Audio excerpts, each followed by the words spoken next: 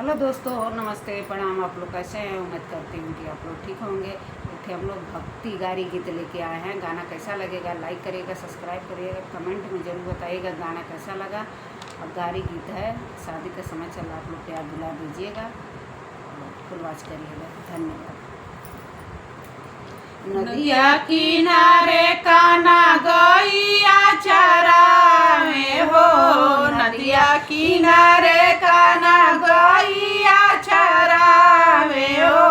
अरे मुरली बजावे माना मानी, हाय सीताराम से बनी। अरे मुरली बजावे माना मानी, हाय सीताराम से बनी।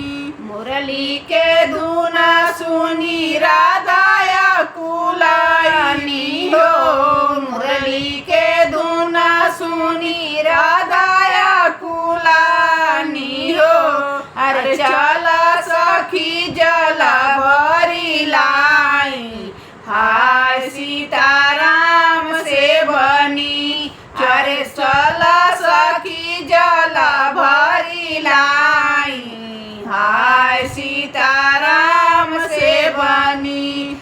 जल भर गई किनारे रखली हो, जल भरी धइनी किनारे पास किया हो, जल भरी धइनी किनारे पास किया हो। अरे चीरा छोड़ी बैठी नहाए, हाय सीताराम से बनी। अरे चीरा छोड़ी बैठी नहाए, हाय सीताराम से बनी। कदमा के डाड़ी से उतारे कन्हैया हो, कदमा से डाड़ी से उतारे कन्हैया हो।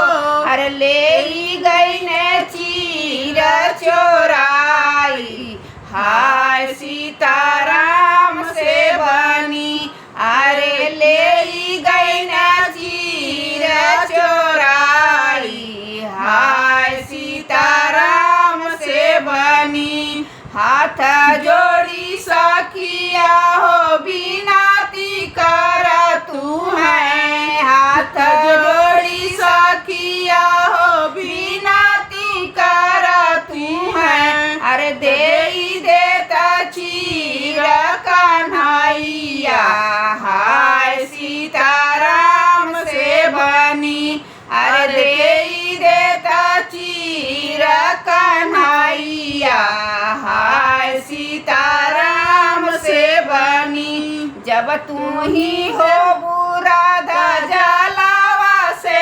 न्यारी हो, जब तू ही हो राधा जलावा से न्यारी हो। अरे तब देव जीरा तुम्हारी, हाय सीताराम से बनी।